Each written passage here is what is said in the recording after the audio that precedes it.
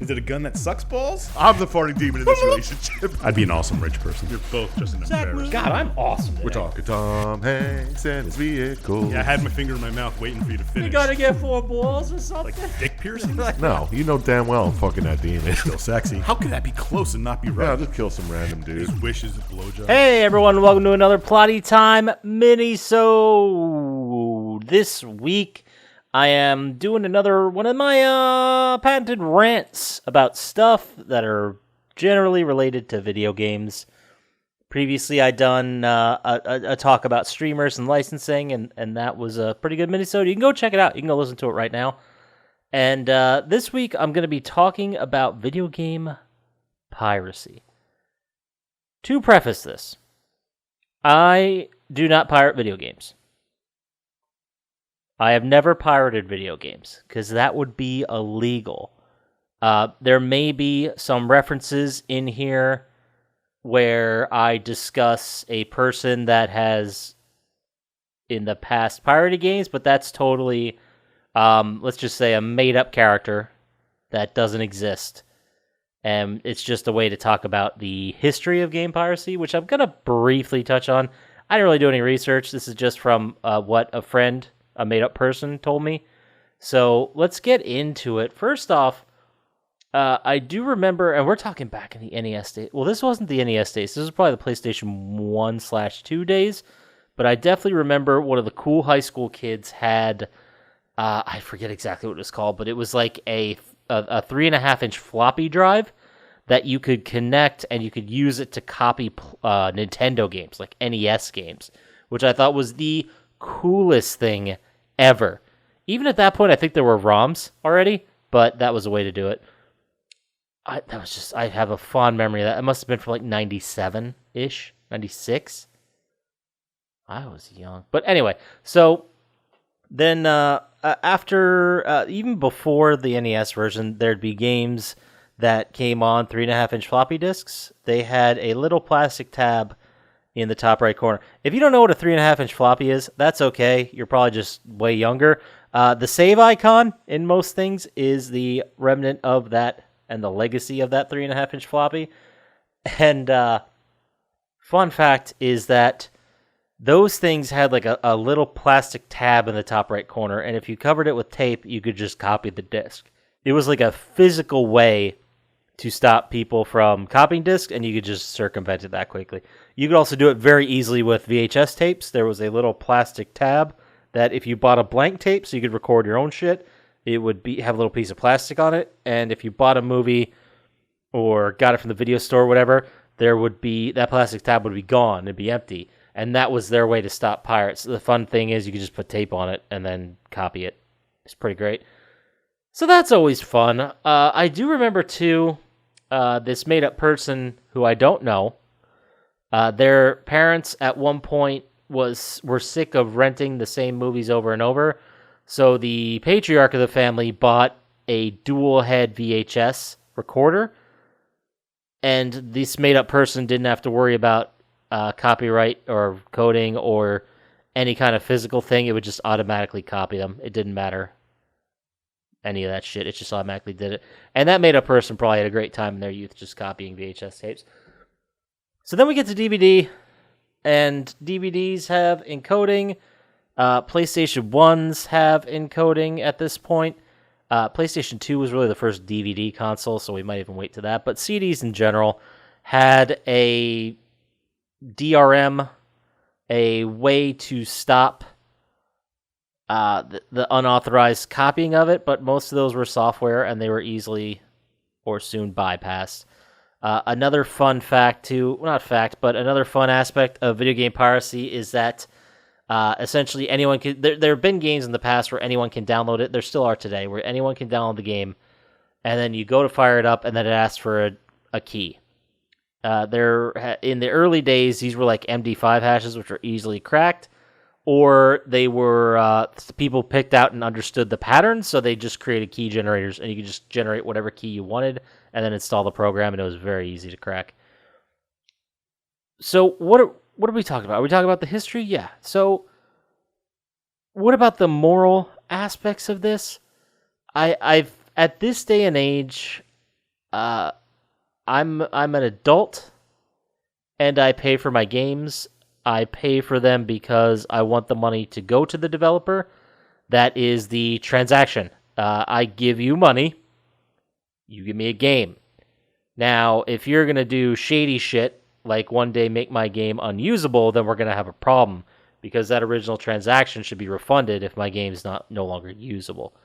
I feel like not enough people are pushing this, and this does any game that, like, I talked about it in another minisode, which, if I'm being honest, I don't know if it aired yet, but I talked about games from 2012, 2013, which had multiplayer just kind of like shoehorned in there, and there was no reason to have multiplayer in some of these games, but every game, every first-person or even third-person shooter absolutely had to have that. And the weird thing is they would they'd market that and say, you can go play multiplayer, there's 20 multiplayer modes or whatever, but now those games are dead. No one's playing the multiplayer, the servers are offline, so why don't I get part of my purchase back? Because that's what I paid for. Apparently no one's asking that question. Anyway, so on the other side, video game companies will absolutely come after people who pirate their game. I think that there are moral aspects to this argument that are justified. A couple of the justifications. First off, ROMs. ROMs, I feel personally, and this made up person also feels the same way, that ROMs are more of a video game historian aspect. They are trying to, and ROMs and emulate. ROMs are the games that you can download. Emulators emulate the system that they're being played on. So for games like Nintendo games or SNES, Genesis, all the way up to, I think there's PS3 emulators right now, they exist to run the software exactly as close to authentically as humanly possible as the original delivery of those systems. So there's not graphical upgrades, there's not any kind of like frame smoothing or any kind of like frame rate improvements, any kind of technology like that. The point is to preserve. And I'm fine with that, honestly. I think that that's a way that people are basically curating the experience and the history of video games, and I think that's great. Now, the difference might be if you somehow tomorrow come up with a PlayStation 5 emulator and start giving it away for free and people are downloading $70 games for free, then there's a problem, sure. But for the old NES, Genesis, SNES, that generation, ColecoVision, any of that bullshit, let them fucking have it. Like, you're not selling those games for any money. Nintendo would argue that they are, because they sell Nintendo games for like $5 a piece, which is a fucking steal. But I guess if you want them, go for it. There's also part of the moral aspect. I think that's okay. I think ROMs are okay if you're going in it as a way to preserve video game history. I think that's fine. The other part is that if a game is no longer available in any way, or I would even postulate, and I think my friend that's made up would agree with me, that I think that if a game comes out in a certain region and you want to play it, and it's not available in your region, then yeah, you should be able to get your hands on it. Now, part of the piracy thing about this is region lock, and buying a console from another region so you can play those games. It's not as much a thing now. I think people have finally moved on from region locking. But at one point, there'd be games released in like Region 2, and that was Europe, and Region 3 was Japan, I think.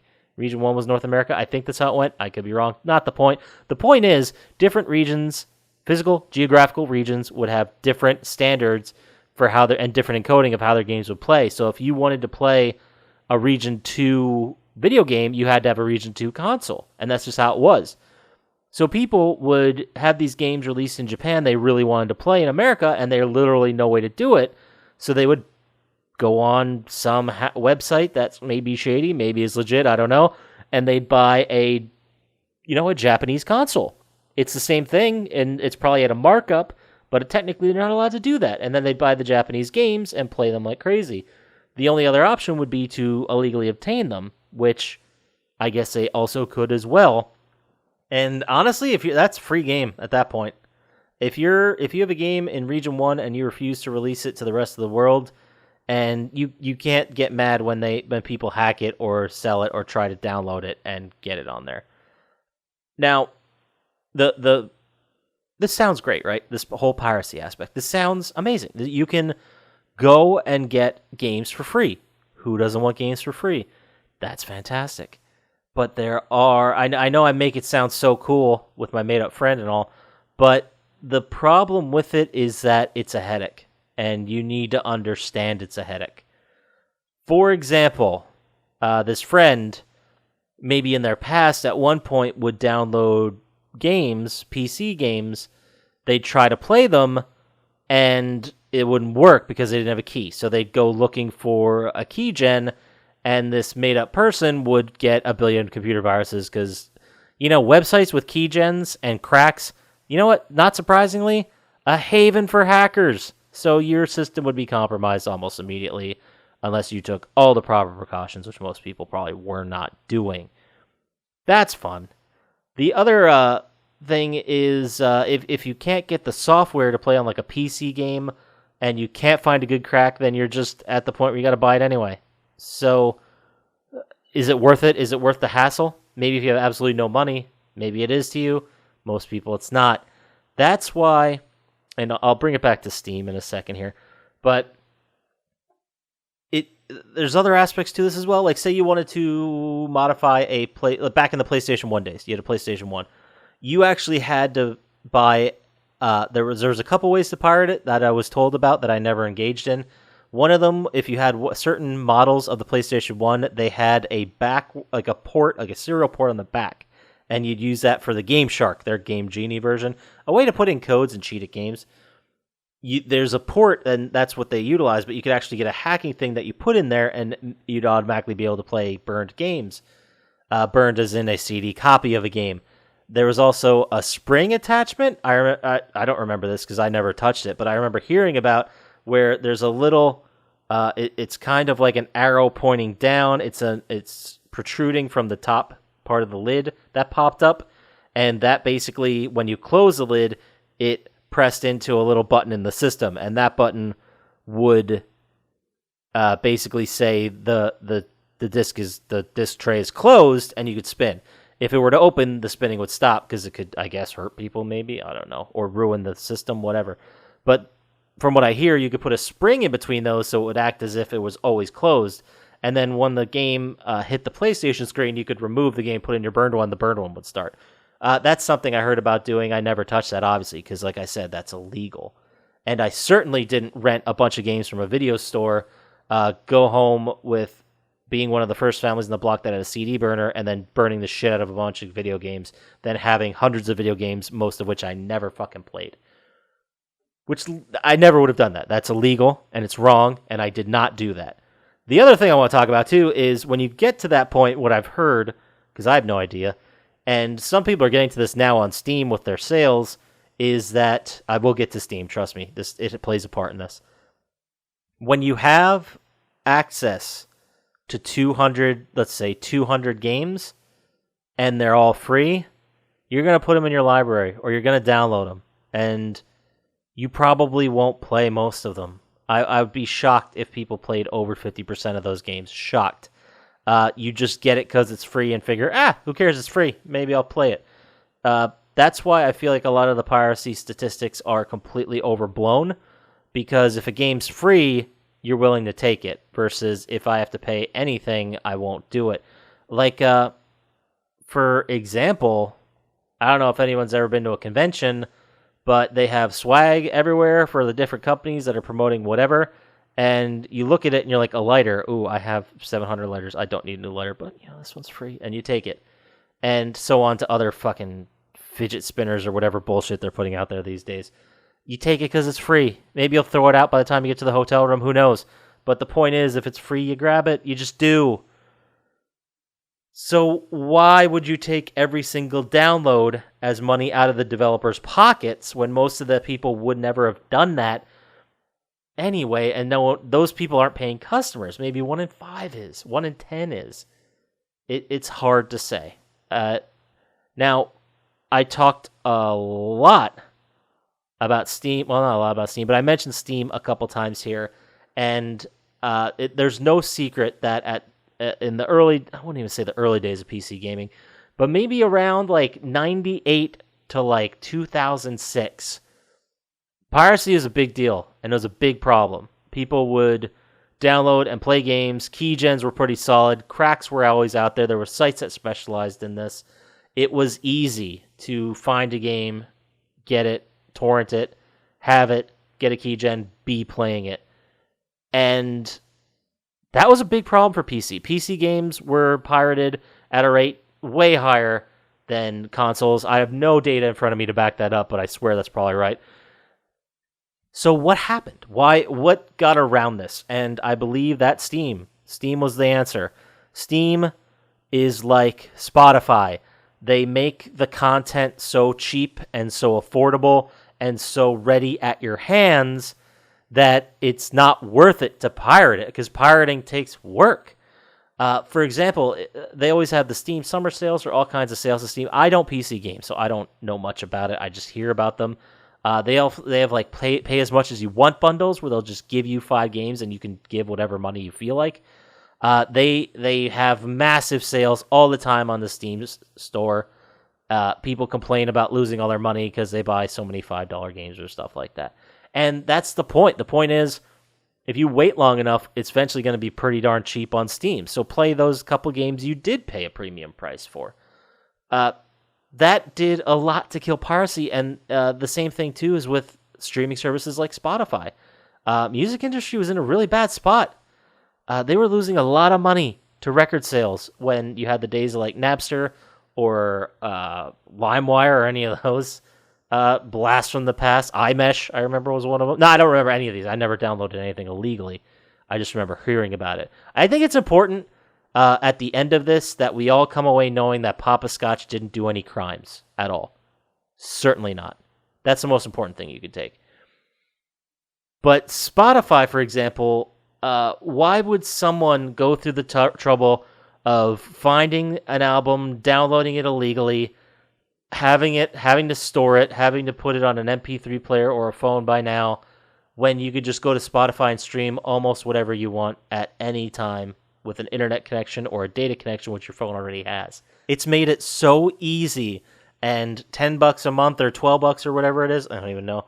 It's so affordable that it's worth it. I mean, I use Spotify. I don't know if it's every day, but it's certainly close. I've got at $10 a month, or I think it's $10 a month. I think I have the premium. Whatever. Even if it's $15 a month, I guarantee you I listen to it for at least 15 hours a month. Easily. I'd say way over that. But even, you got to think about that as a investment in your entertainment. Like if you go to a movie in the theater, these days you're spending, let's say you get a deal and you're spending $10, right? You spend $10 for 2 hours of entertainment, and you got to spend money on food and all this stuff. You could easily end up spending between, like, easily spend $20 for 2 hours of entertainment. Easily. $10 an hour, even up to 30. Places like the Alamo Draft House, which I love and can't fucking wait till we get back to, they serve you food and dinner. I mean, I've gone to the movies by myself at the Alamo Draft House, and after the ticket and the food I ate, it's a $50, $60 night. Easy. It's a great business model because they get all that extra money they would have not gotten. But think about that. That's 2 hours. That's $25 an hour. Now, I like doing it, and it's great, and I don't mind spending the money. But let's just say, for argument's sake, that's the model. Think about a video game. Think about a $60 video game. That's kind of the way I see it. If I can get that $1 an hour, I definitely got my money's worth out of it. I paid $100 for Fallout 4 because I got the thing with all the DLC. And I just looked at that the other day, and I played it for 280 hours. Yeah, man, 50 cents an hour, I'd say I got my money out of it. That's kind of the way I look at it. And if I were to say, not that I would ever pirate, but if I were to pirate games right now, I'd have to look at what that would take. I'd have to get a PC that's pretty robust, so that right there could easily be $1,000 dropped on its solid PC. Even if you don't get those fancy new video cards y'all talking about.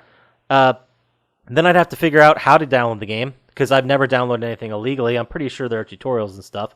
But even then, it's let's say a 10-hour investment to figure it out.